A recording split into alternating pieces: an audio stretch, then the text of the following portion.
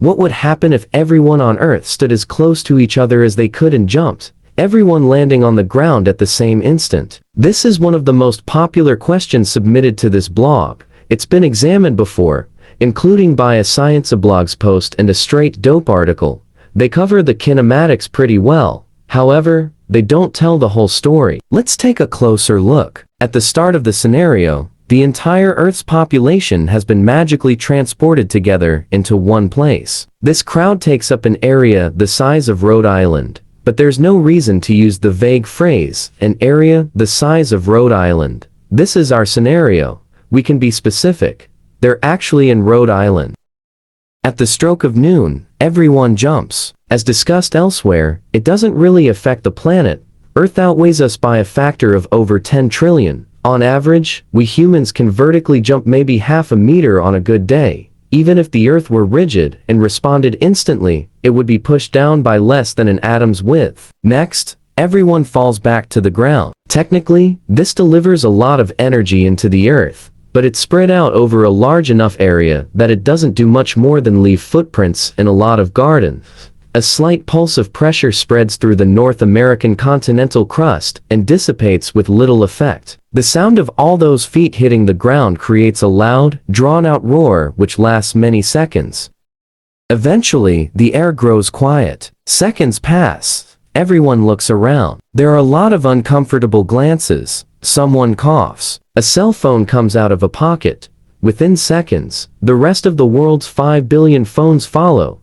All of them, even those compatible with the region's towers, are displaying some version of no signal. The cell networks have all collapsed under the unprecedented load. The T.F. Green Airport in Warwick, Rhode Island handles a few thousand passengers a day. Assuming they got things organized, including sending out scouting missions to retrieve fuel, they could run at 500% capacity for years without making a dent in the crowd.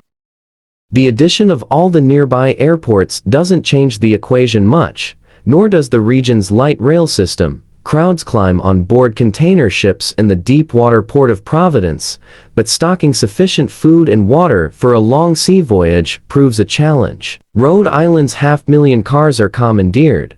Moments later, I-95, I-195, and I-295 become the sites of the largest traffic jam in the history of the planet. Most of the cars are engulfed by the crowds, but a lucky few get out and begin wandering the abandoned road network. Some make it past New York or Boston before running out of fuel. Since the electricity is probably not on at this point, rather than find a working gas pump, it's easier to just abandon the car and steal the new one. Who can stop you? All the cops are in Rhode Island. The edge of the crowd spreads outward into southern Massachusetts and Connecticut. Any two people who meet are unlikely to have a language in common, and almost nobody knows the area. The state becomes a patchwork chaos of coalescing and collapsing social hierarchies. Violence is common. Everybody is hungry and thirsty.